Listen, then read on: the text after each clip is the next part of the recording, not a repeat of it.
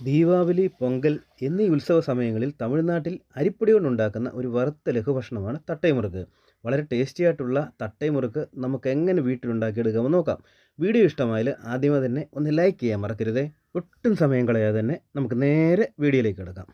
തട്ടമുറുക്ക് ഉണ്ടാക്കാനായിട്ട് 1.5 കപ്പ് അരിപ്പൊടി നമ്മൾ എടുത്തിട്ടുണ്ട്. ഇനി നമുക്കിതൊന്ന് വറുത്തെടുക്കാം. അരിപ്പൊടി വറുത്തെടുത്താൽ നമ്മുടെ തട്ടമുറുക്ക് നല്ല ക്രിസ്പി ആയിരിക്കും. ഇനി നമുക്ക് സ്റ്റൗവിൻ്റെ തീ കുറച്ച് അരിപ്പൊടി നല്ലതുപോലെ വറുത്തെടുക്കാം. അരിപ്പൊടി നല്ലതുപോലെ വറുത്തെടുത്തിട്ടുണ്ട്. ഇനി നമുക്കിത് മറ്റൊരു പാത്രത്തിലേക്ക് മാറ്റാം. അരിപ്പൊടി ഇനി ഒന്ന് ചൂടാറി വരട്ടെ. ഇനി നമ്മളൊരു 10-15 വറ്റൽമുളക് എടുത്തിട്ടുണ്ട്. അത് ചെറുതായിട്ടൊന്ന് പൊടിച്ചെടുക്കണം.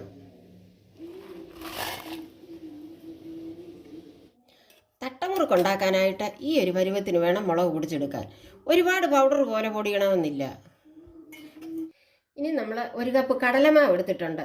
അത് നല്ലതുപോലെ നരിച്ചെടുക്കണം. എന്നിട്ട് വറുത്തെടുക്കണം. കടലമാവില്ലെങ്കിൽ പൊട്ടുകടല വാങ്ങിച്ച് വറുത്ത് പൊടിച്ചെടുത്താലും മതി. കടലമാവ് ചെറു തീയിലൊന്ന് വറുത്തെടുക്കാം. വറുത്തെടുത്ത കടലമാവ് വേറൊരു പാത്രത്തിലേക്ക് മാറ്റാം. നമ്മൾ നേരത്തെ വറുത്ത് വെച്ച അരിപ്പൊടി നല്ലതുപോലെ തണുത്ത് വന്നിട്ടുണ്ട്. ഇനി വേറൊരു പാത്രത്തിലേക്ക് മാറ്റാം. ഇനി നമ്മൾ വറുത്ത് വെച്ച കടലമാവ് ഇതിലേക്ക് ചേർത്ത് കൊടുക്കാം. ഇനി നമുക്ക് പാകത്തിനുള്ള ഉപ്പ് ചേർത്ത് കൊടുക്കാം. ഇനി നമ്മൾ നേരത്തെ പൊടിച്ച് വെച്ച വറ്റൽമുളക് അങ്ങോട്ട് ചേർത്ത് കൊടുക്കാം. ഇനി ഒരു 1/4 സ്പൂൺ എള്ള എടുത്തിട്ടുണ്ട്. അതങ്ങോട്ട് ചേർത്ത് കൊടുക്കാം. ഇനി ഒരു 1/2 സ്പൂൺ കുരുമുളക് പൊടിയുണ്ട്. അതങ്ങോട്ട് ചേർത്ത് കൊടുക്കാം. ഇനി ഒരു 2 സ്പൂൺ തുമരപ്പരിപ്പ് കുതിർത്ത് വെച്ചിട്ടുണ്ട്. അതങ്ങോട്ട് ഇട്ട് കൊടുക്കാം. ഇനി ഒരു 7 കഷ്ണം വെളുത്തുള്ളി എടുത്തിട്ടുണ്ട്. അത് തൊലിയോടുകൂടി തന്നെ ഒന്ന് ചതച്ച് ചേർത്ത് കൊടുക്കാം. വെളുത്തുള്ളി നമ്മൾ ചതച്ച് കൊണ്ടുവന്നിട്ടുണ്ട്. ഇനി അത് ഇതിലേക്ക് ചേർത്ത് കൊടുക്കാം. ഇനി ഒരു 1/4 സ്പൂൺ കായപ്പൊടി എടുത്തിട്ടുണ്ട്. അതിനി നമുക്കിതിലേക്ക് ചേർത്ത് കൊടുക്കാം. ഇനി നമ്മൾ കുറച്ച് കറിവേപ്പില പൊടിയായിട്ട് അരിഞ്ഞു വെച്ചിട്ടുണ്ട്. അതുകൂടി അങ്ങോട്ട് ചേർത്ത് കൊടുക്കാം. ഇനി കുറേശ്ശെ വെള്ളം ഒഴിച്ച് നമുക്കിതൊന്ന് കുഴച്ചെടുക്കാം.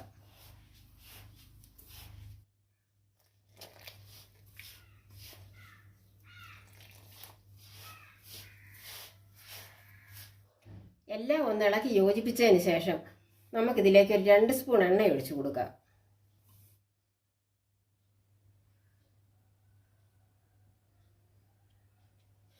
ഒന്നുകൂടി ഒന്ന് ഇളക്കി യോജിപ്പിക്കുക.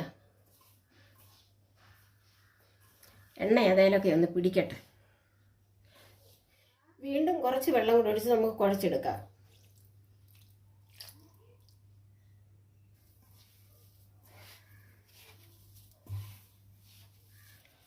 ഇങ്ങനെ ഈ ഉരുട്ടിയെടുക്കത്തക്ക പരുവത്തിന് വേണം നമുക്ക് കുഴച്ചെടുക്കാൻ. വെള്ളം ഒട്ടും കൂടിപ്പോകരുത്. അതിനാണ് നമ്മൾ കുറേശ്ശെ വെള്ളം ഒഴിച്ച് കുഴച്ചെടുത്തത്. മാവ് നല്ലതുപോലെ കുഴച്ചെടുത്തിട്ടുണ്ട്. ഇനി ഒരു 10-15 മിനിറ്റ് നമുക്കൊന്ന് മാറ്റി വയ്ക്കാം. ഇനി നമുക്ക് ഈ മാവ് ചെറിയ ബോളുകളാക്കി ഉരുട്ടിയെടുക്കാം.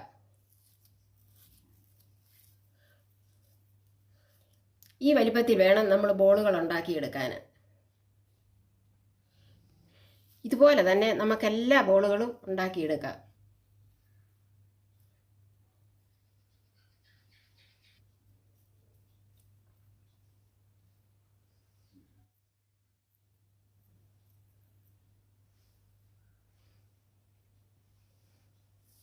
മാവെല്ലാം നമ്മൾ ബോളുകളാക്കി എടുത്തിട്ടുണ്ട്. ഇനി നമുക്കിത് പരത്തിയെടുക്കണം. ഇനി നമ്മൾ 2 വാഴയില ചെറുതായിട്ട് മുറിച്ച് വാട്ടിയെടുത്തിട്ടുണ്ട്.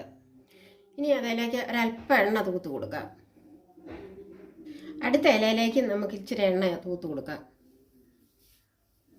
ഇനി നമ്മൾ നേരത്തെ ഉരുട്ടി വെച്ചിരുന്ന ബോളിൽ നിന്ന് ഒരെണ്ണം എടുത്ത് ഈ വാഴയിലയിലേക്ക് വെച്ച ശേഷം അടുത്ത ഇല എടുത്ത് ഇതിൻ്റെ മുകളിലേക്ക് വെച്ച് ഇതുപോലെയുള്ള ഒരു ചെറിയ പാത്രം എടുത്ത് ഇതിന് മുകളിലേക്ക് വെച്ച് ചെറുതായിട്ടൊന്ന് പ്രസ് ചെയ്ത് കൊടുക്കണം.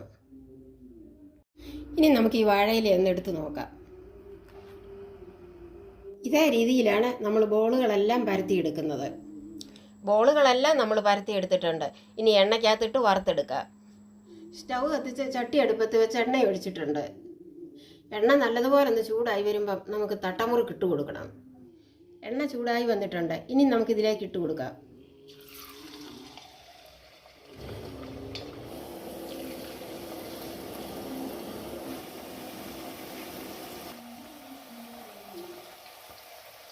ഇനി ഒന്ന് തിരിച്ചിട്ട് കൊടുക്കാം. ഇനി നമുക്കിത് കോരിയെടുക്കാം.